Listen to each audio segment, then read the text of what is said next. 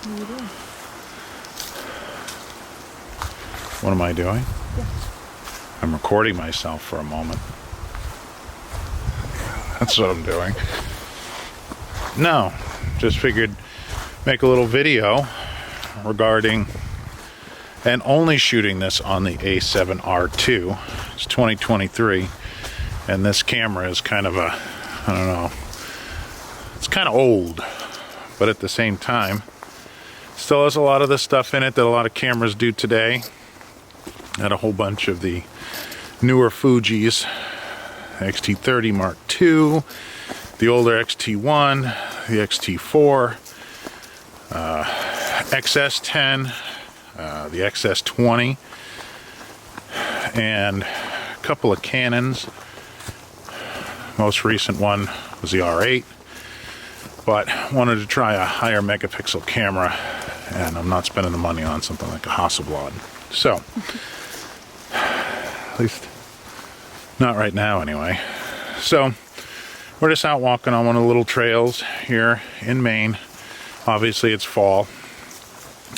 It is hunting season, but it's a Sunday, so not all wrapped up in orange, so we don't get shot at, because there's no hunting in Maine on Sundays.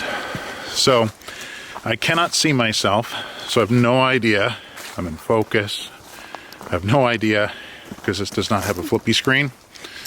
But what it does have is a 42.6 megapixel sensor. And so far, the images that I've taken, which are very few, look really good. This is the Carl Zeiss 24-70. Obviously it's full frame camera. Not going to go through all the technical specs of the camera. It's been done to death. All I can say is that it does work, from what I can see, quite well. It does shoot 4K. It's pretty good overall. The IBIS kind of sucks, but that's alright. I don't know. My IBIS kind of sucks, so I can't be too cruel to the camera. Everything I do is all jittery and all over the place. This video right now probably looks awful. If so, sorry about that if you had to go for the Pepto after watching this. But just wanted to get out and do something a little bit different. I do play with cameras a lot. Usually it is the DJI Osmo Action 3. All of our fishing videos have been shot on that, except for a few in the beginning, which at that point we were using the, what is it, I can't think of what that's called. It's the 360 camera. Insta360 X3. And while it was interesting, it's not really my kind of camera. I don't really like it. It's not that it's not a good camera, but it really doesn't fit so much with what we have a tendency to do. This video is probably like I said, I'm probably filming half of this trees, some of it me, a whole bunch of it could just be leaves. I have no idea. So anyway, that's not why I got the camera. I didn't care about the flippy screen part. All I really cared about was the megapixel count and the price. These are pretty reasonably priced today, and that's a good thing, because almost nothing else is. So hopefully we'll get a couple of decent pictures out of this, and if we do, we'll put them in the video. If not, well, there's no point making the video, is there? So I'm just going to get back to walking instead of staring at this thing and hoping I don't trip and fall and break myself or the camera.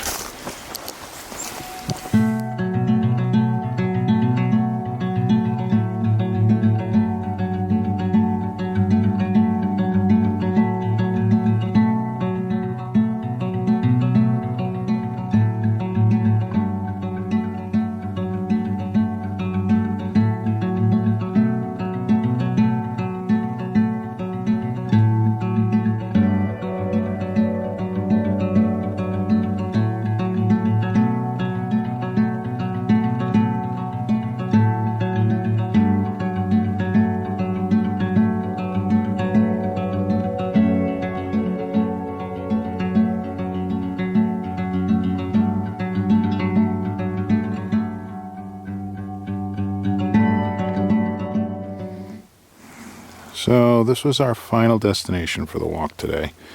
Just a short one, but it's really pretty. It is literally out in the middle of kind of nowhere, really. Brighten this image up a little bit, it'll be really dark. Passing out under a tree.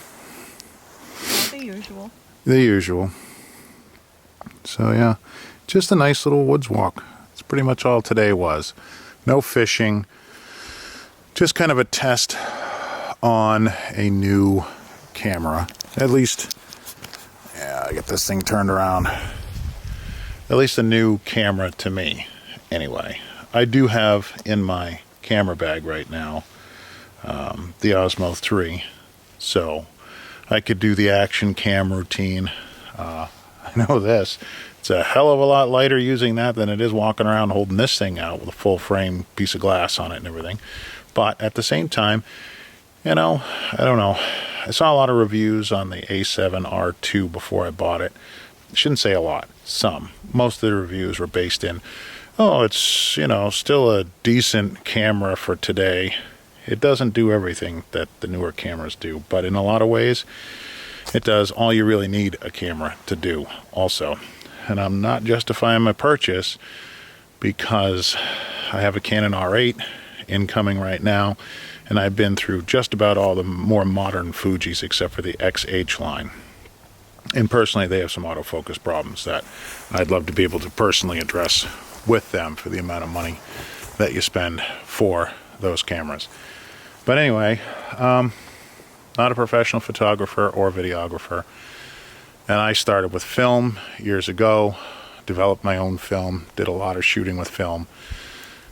Didn't get into anything digital for a very long time.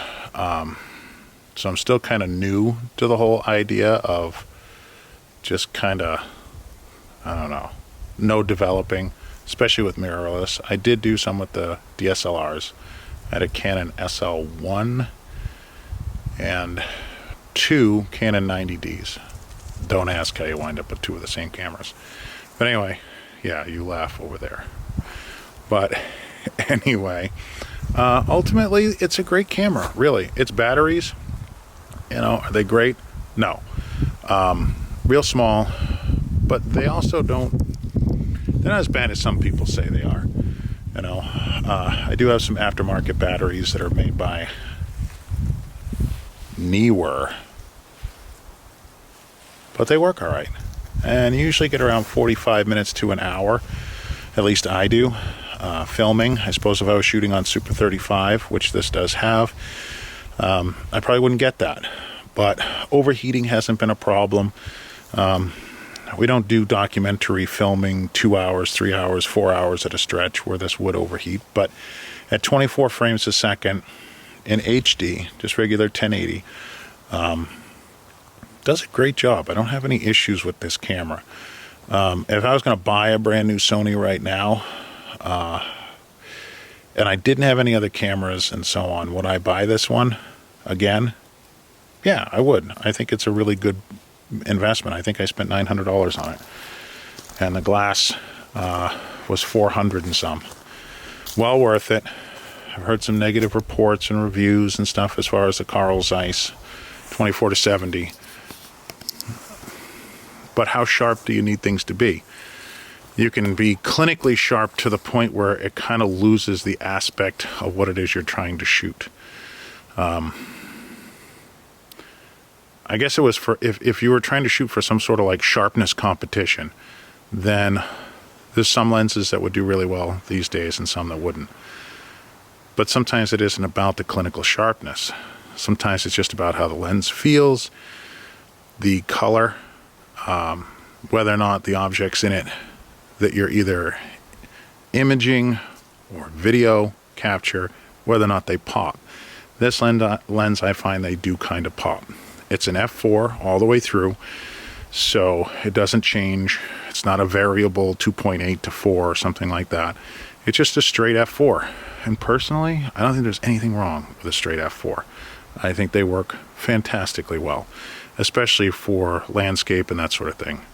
Maybe if you were shooting in a super low light situation, f4 might not work the way that you want it to. Oh, this camera's getting heavy. Switch hands again. It's like holding a cat out there.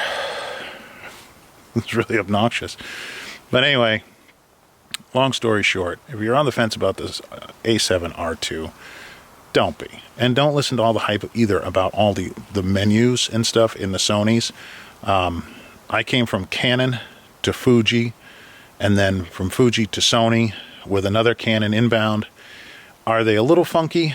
Yeah, they're a little funky, but they're not a touchscreen phone either. Take a few minutes and learn it. It's not that big a deal. And if you're coming from Fuji, a lot of the stuff is almost exactly the same. If you're coming from Canon, or I can't say Nikon because I haven't shot any Nikons, I think, since the 3500. But anyway, if you're coming from Canon, yeah, it's definitely weird. There's no doubt about it. But it is not impossible, you know. Just take a few minutes and futz around with it. It's not that bad. So anyway, as far as the A7R2, like I said, if you're on the fence, buy it. Good camera, does a great job. Really inexpensive. And how much more do you want a camera to do? I haven't found one yet that, I don't know, does the laundry, make coffee, that sort of thing. I suppose when they do that and the dishes, that's the camera that I'll get. If I come home and all the chores are already done, everything's good to go, cat's been fed, the whole 9 yards, that's the camera that I will highly recommend, hands down. But that's not the case today. So don't get lost in all the hype and everything else as far as the cameras go. Get what you can afford. If you're looking at this one, buy it. Go out, have a good time. If you decide that later on it's not enough camera for you, keep it in good shape, sell it, you know, to somebody else who might be in the same position you're in right now, and let them enjoy using the camera and get going with it. And who knows, you know, maybe that same camera gets passed down to 5 or 6 different owners in its lifetime. So that's all I got for the moment. Thanks. Hopefully everyone's having a good day.